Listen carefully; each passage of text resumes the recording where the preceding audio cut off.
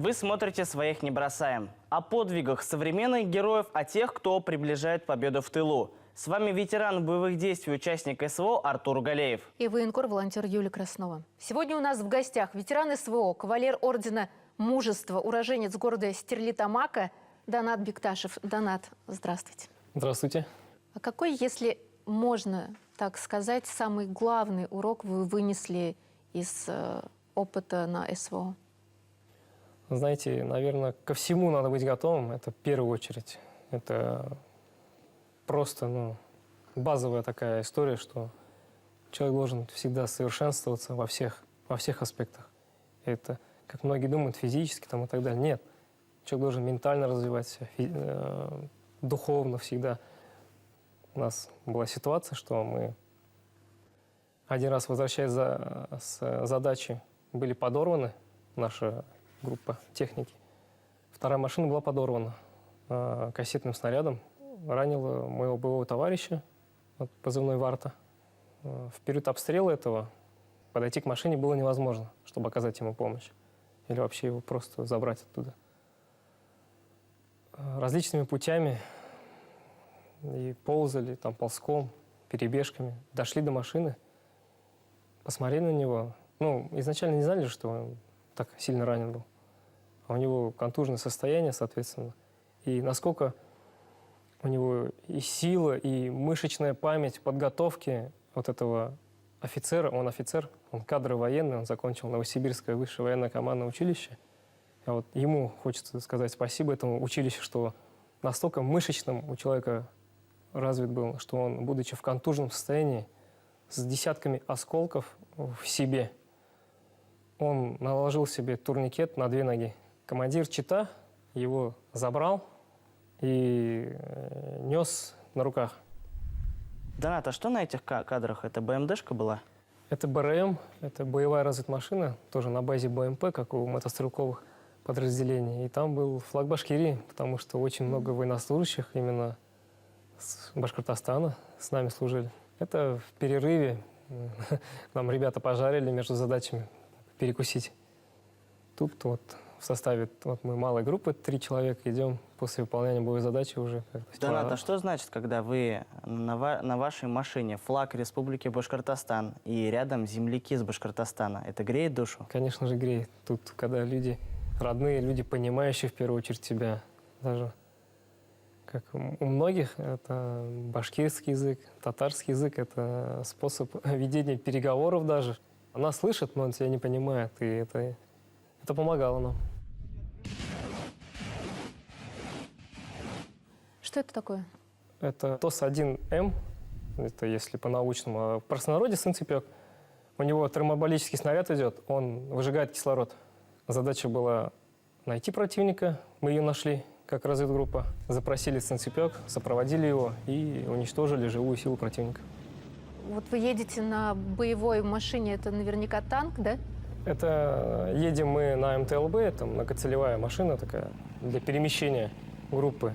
Чья это техника была покореженная? А подорванный стоит, это уже «Хаммер» привезенный, это со стороны Запада, вероятнее всего. Подорван успешно российскими ракетами, российскими птурами был уничтожен этот «Хаммер». Ваша родная Сода, да? Да. Из Стерлитамака. Как это было? Где нашли? Очень интересная ситуация была. В одном из домов по задаче разведки местности смотрю, пачка соды лежит. А у меня родители тоже всю жизнь на соде. Я эту пачку соды, я знаю, как она выглядит. И для меня как-то даже радостно стало. Я посмотрел, кусочек такой. Даже картонка, даже вот эта картонка таких сил придала. Когда еще написано там Республика Башкортостан, город Стерлитамак. У меня тоже есть эта история про соду, потому что когда мы под Киевской областью стояли в 15 километров от самого Киева, мы пекли хлеб. Нас довольствие привозили, но хотелось вкусного, только вновь испеченного хлеба. И я говорю, нужна сода. Вот, ребят, принесите соду. Они мне приносят тоже, башкирская содовая компания, да, наша, приносит нашу упаковку. Я такой, господи, это же кусочек моей родины. Я стесняюсь спросить, Артур, ты умеешь печь хлеб? Да, я там научился. Я служил в пехоте, в 90-танковой дивизии. Я отвечал за кухню вот у себя в батальоне, вот кормил всю роту. Готовка в нашем нелегком деле это была основополагающим Да, а вы элементом. готовите? В мирное время, да. В военное время не было готовить времени. Грубо говоря, а так, да, мы вот готовим, с семьей готовим. Но ведь помимо частички дома в виде пачки соды из родного города Стерлитамака, там были письма детей с поддержкой. «Боец, мы тебя ждем домой с победой». Да, очень много было писем отправлено нам. Это называется там «Письмо солдату». Акция такая проходила у них. Очень много вот этих маленьких треугольничков.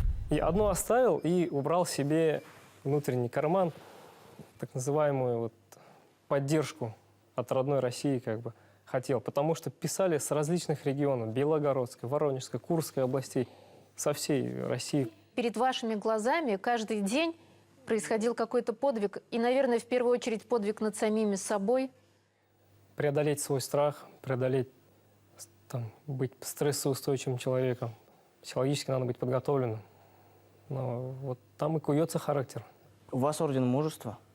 В момент, когда всех командиров, грубо говоря, ранило, так что они не могли продолжать военную службу в боевых действиях, я взял командование роты.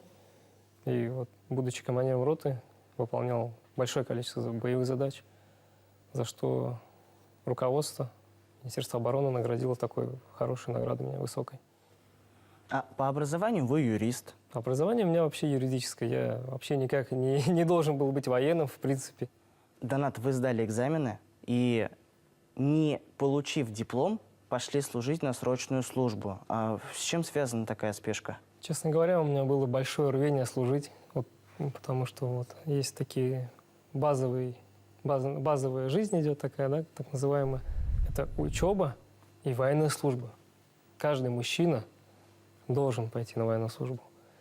Поэтому я с большим таким усердием хотел пойти. Я прям сразу же, как у меня закончился учебный процесс, я пошел в военкомат, сразу же сказал: я хочу служить.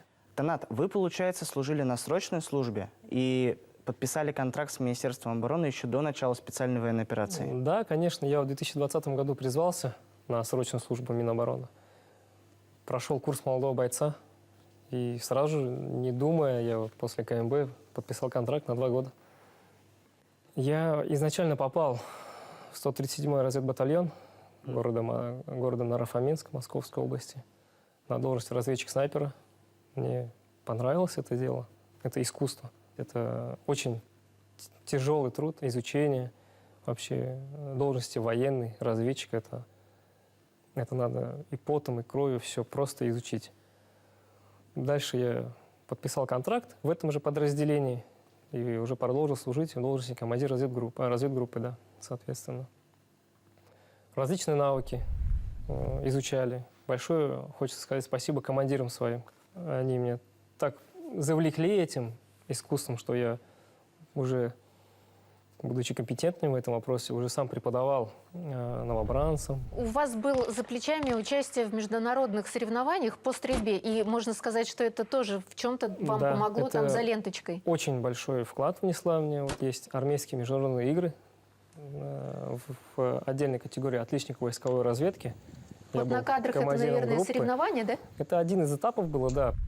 Донат, в вашей семье нету военных. Вы приняли участие в СВО в самом начале. Как ваши близкие отнеслись к этому?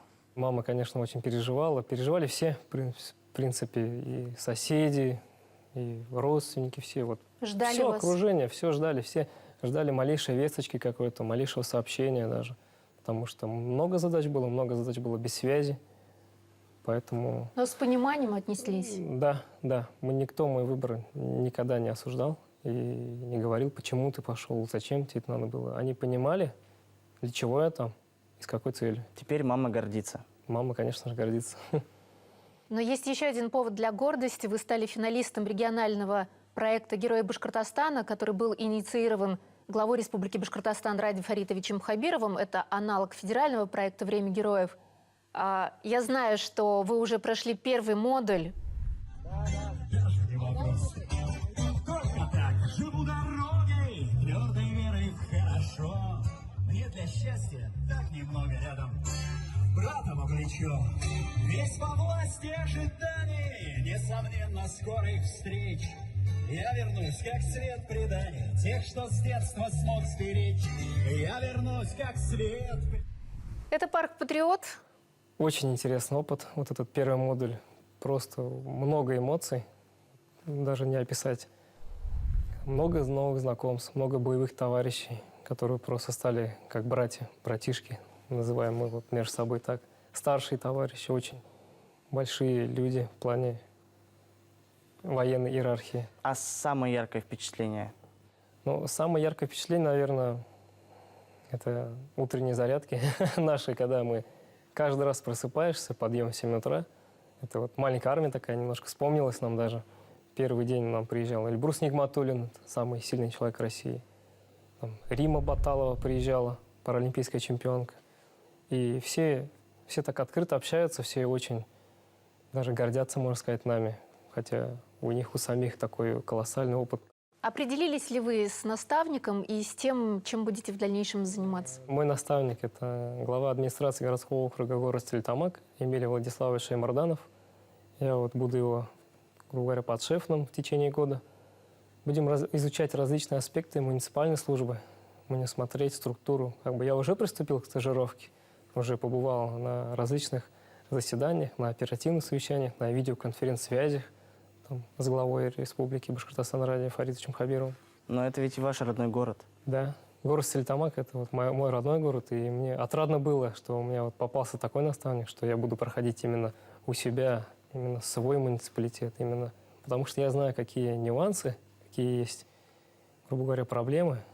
Я думаю, вместе с Эмилием Владиславовичем и мой какой-то боевой опыт, и опыт Ну и наверняка бывшего юридическое военного, образование да, ваше. базовое юридическое образование, да.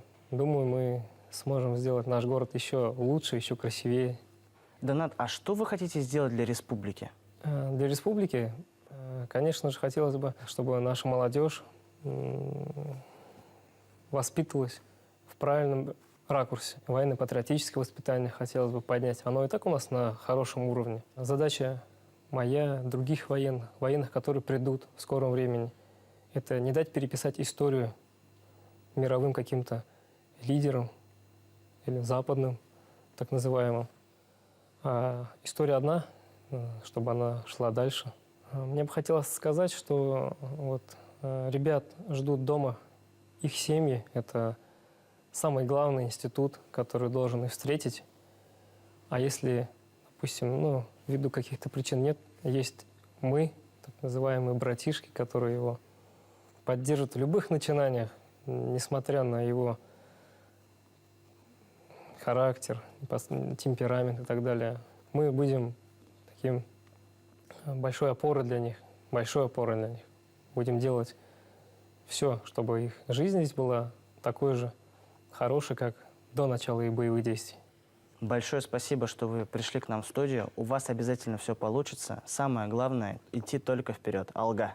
Успехов Башкортостан, вам Алга. на службе и спасибо за ваш боевой опыт. Спасибо. Спасибо. А мы напоминаем, что сегодня у нас в гостях был ветеран СВО, кавалер Ордена Мужества, уроженец города Стерлитамака Донат Бекташев. Увидимся через неделю. Победа будет за нами.